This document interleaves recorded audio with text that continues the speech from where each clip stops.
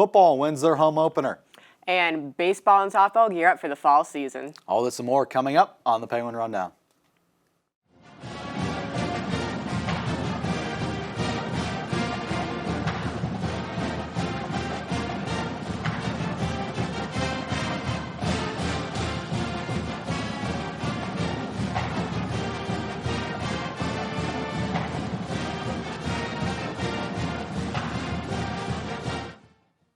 Welcome into the Penguin Rundown. I'm Richie Giuliano alongside Abigail Cloutier. Abigail, another good weekend for the football team. They start off the 2019 season 2-0.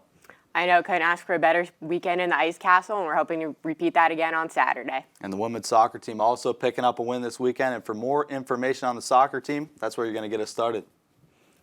The women's soccer team took on the Akron Zips and the St. Francis Red Storm this past weekend. On Friday, the Penguins fell to Akron 1-0 at the Farmers National Bank Field.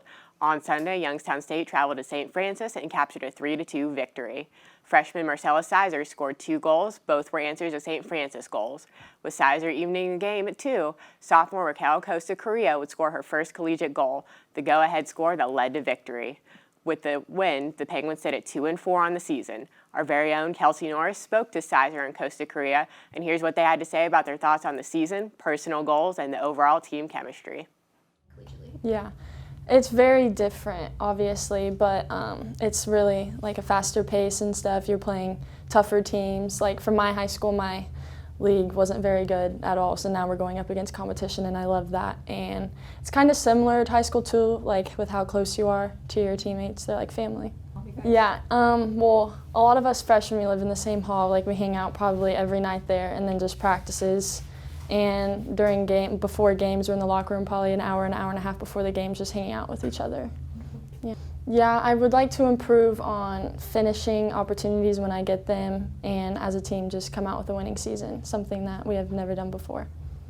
Yeah, I definitely think for my freshman year it's a huge improvement. I think that we have a bunch of freshmen that came in who not only talented, but they're able to play multiple positions, and that's been a huge benefit for our team, and it's helped kids who, like me, have been here already, and it's just like we're all connecting very well compared to last year. Definitely for me, I think my goals are getting the ball in the other team's half, making sure I can hold it up, create scoring opportunities, finding more spaces, I think, between the opposing team, and making sure that I exploit those the best way I can to help the team score more goals, have more chances. Yeah, I think the freshmen coming in, they were super excited. We were excited. I think that we had a great gel from the get-go. We were excited to have them here, and I think that it just shows on and off the field how much that we're flowing and getting to know each other more and more every day, so it's been great. Thanks to Raquel and Marcella for chatting with us. Up next for the soccer team is another 2-game weekend. Friday, the Penguins will host the Eastern Michigan Eagles at 7 p.m. Sunday. The team will travel to Pittsburgh, Pennsylvania to take on the Duquesne Dukes. Be sure to head out to Farmers National Bank Field on Friday night to support your Penguins soccer team. The women's golf team had the weekend off, but you can be sure to catch them on the course this weekend as they travel to Lewisburg, Pennsylvania for the Bucknell Invitational starting on the 14th. Be sure to check out YSUsports.com for updates on the upcoming match. The men's golf team traveled to Huntington, West Virginia to compete at the Joe Figianis Marshall Invitational on Monday and Tuesday. The men finished in 10th with a 3-round score of 860. This 3-round score is the 4th lowest 54-hole score in school history. Junior Kevin Scher shot a 3-round score of 204, the lowest 54-hole score by a Penguin in 12 years. Scher's performance led him to finish tied for 4th. Also competing the Penguins was juniors Ken Keller and Zach Ford, sophomore Brian Corduple, and freshman Cole Chrisman. Our very own Monica Kurjan had the chance to catch up with Brian Corduple to hear about his performance. I'm Monica Kurjan from Penguin Rundown here with sophomore golfer Brian Corduple. Brian, you're 2 outings into the fall season. What are your thoughts on the team so far this year? Definitely think we're at where we thought we would be. We're pretty determined, and we're very confident going into our next few events. We got a lot to prove, I think. And finally, what is the team and your mindset like heading out into the final outings of the fall season? Well, like I said, we got a lot to prove, and I think the big goal this year is to win the Horizon League Championship, and we can definitely do that. We've shown, especially last year, that we can compete with these top teams, and if we just go out there and try our best and definitely keep practicing, I think we'll be able to do it. The Penguins have a few weeks off in preparation for the Akron Firestone Invitational, which takes place at Firestone Country Club in Akron on September 30th and October 1st. For more on the golf team, we're going to send it over to Dom and Monica at the roundtable. Thank you very much, Abigail. Welcome into the roundtable. Dom Joseph, Monica Kurjan. Monica, talking men's golf today. Really happy we're doing this because this is a team that really does deserve the spotlight, deserve the attention.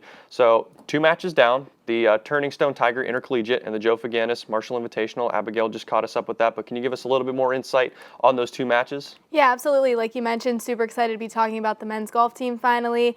They jumped right into their season as the semester started, playing the first 2 weeks, and they started off at the Turning Stone Tiger Intercollegiate, like you just mentioned. They had a 6th place finish. They collectively scored 903. They were only 1 stroke behind 5th place, so that really shows that they were in the competition the whole time. Junior Ken Keller had an outstanding performance. He tied for 16th with a 222, and sophomore Brian Corduple tied for 27th with a 225, and he recorded the lowest career round of his career with a 71. He had 11 pars and 4 birdies. And then moving on to this past weekend, we played at the Joe Faganis Marshall Invitational. This time we came in 10th place. It was a bit more of some steep competition, but we still hung in there. We had an 860 collectively, which actually was the 4th lowest 54-hole round in school history, which is very, very impressive.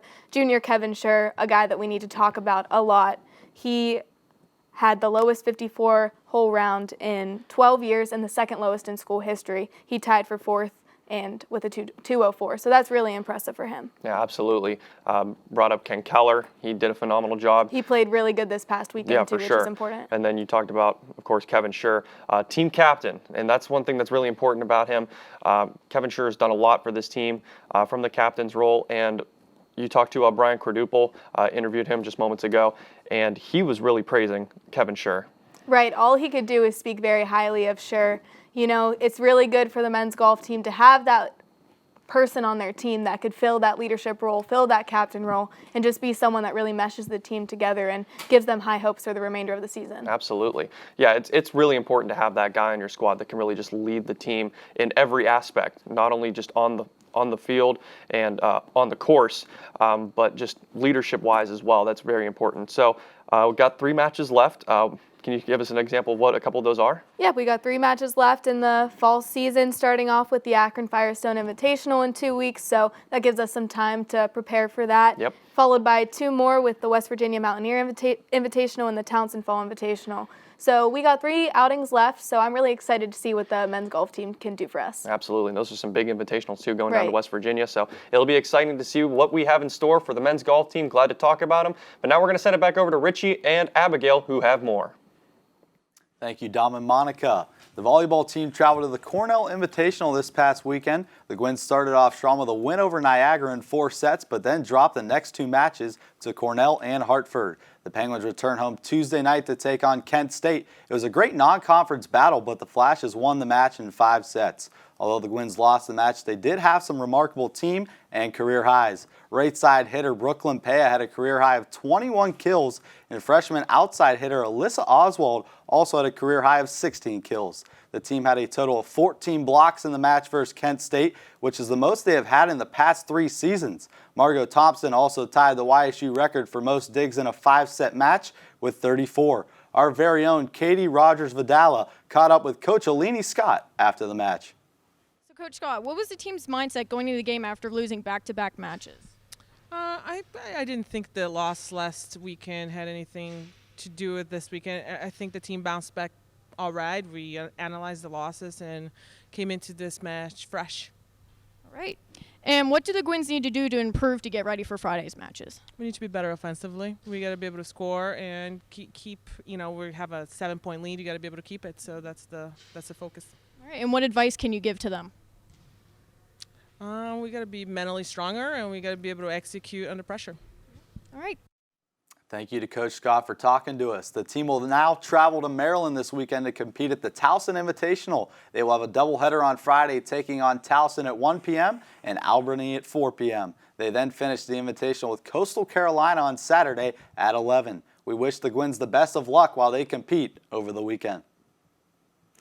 The football team showed their dominance again on Saturday, beating Howard 54-28.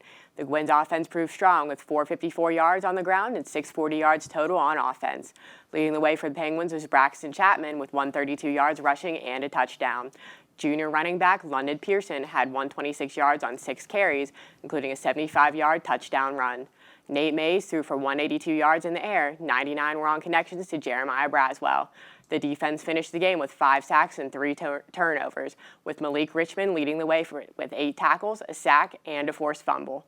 Redshirt freshman DeMarco Craig also had 7 tackles and a pair of sacks. DJ Smalls also had a huge interception in the third quarter that led to a Joe Alessi touchdown run. Our very own Christina Stanovich had the chance to catch up with London, DeMarco, Jeremiah to get their thoughts on the game. All right, so their success on the ground, not only for you, but for all the running backs. Talk about that a little bit. It was mainly the offensive line and wide receivers blocking downfield, so we do good because of them. All right, and last, what's different about this year's team compared to last year? Last year's teams, there were a lot of eye guys. This year's team is way different. All right, and are there any adjustments you guys are making for Duquesne? Not really. We know they run the ball. We just trying to prepare our minds, physically prepare for that throughout the week. All right, and how big is it to get the win on Saturday headed into your second bye week of the season? It feel good. We was 4-7 last year. We just needed that energy going on, moving out to the next game. And then what was going through your mind when you made that diving catch to the end zone? I don't really remember. I just knew it was a ball in the air, and I seen it was far, so I had to make a play. We was kind of stagnant on offense, so I knew that I sparked the offense. And what's the game plan for the offense going forward? To be the best in the nation, to be physical, to get better every day. There's really no specifics. We just got to keep getting better every day at practice. YSU will defend the Ice Castle once again this Saturday when PA rival Duquesne comes to town with kickoff set for 2 p.m.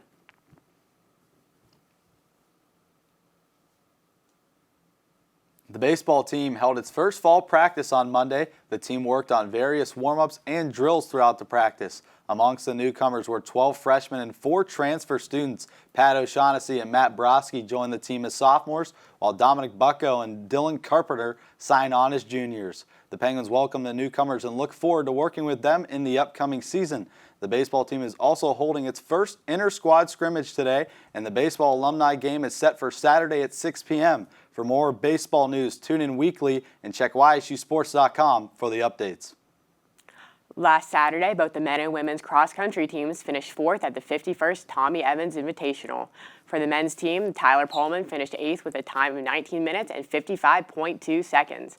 In addition, Derek Bassinger finished in 15th with Sean Patterson, Chris Butler, and Ethan Sparks finishing in 17th, 25th, and 27th, respectively.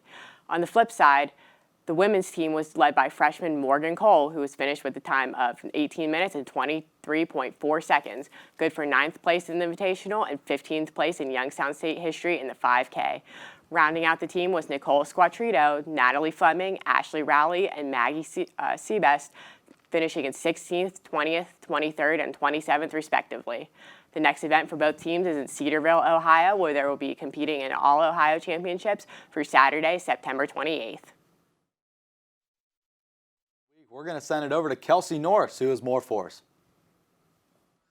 Thanks, Richie and Abigail. This week's Penguin Play of the Week took place at Stanbaugh Stadium for the first home victory with the Gwins. Number 2, Jeremiah Braswell, had an amazing catch. Let's check it out. And here we'll see Nathan Mays, quarterback, do a fake and see Jeremiah in the end zone. A perfect catch and dive into the end zone for 6 points. Here's another shot taken by our own Richie Giuliano. We'll see that catch once again. The Gwins would go on 54-28 with a victory against Howard. Be sure to come out this Saturday for another home game. Back to you guys. Thank you, Kelsey, for a great play of the week. That's going to wrap it up here at the Penguin Rundown. For news, highlights, and more, check out YSUSports.com and be sure to follow us on social media on Instagram, Twitter, Facebook, and Snapchat at Penguin Rundown 1. I'm Richie Giuliano. I'm Abigail Cloutier. We will see you next Thursday, Penguin Nation.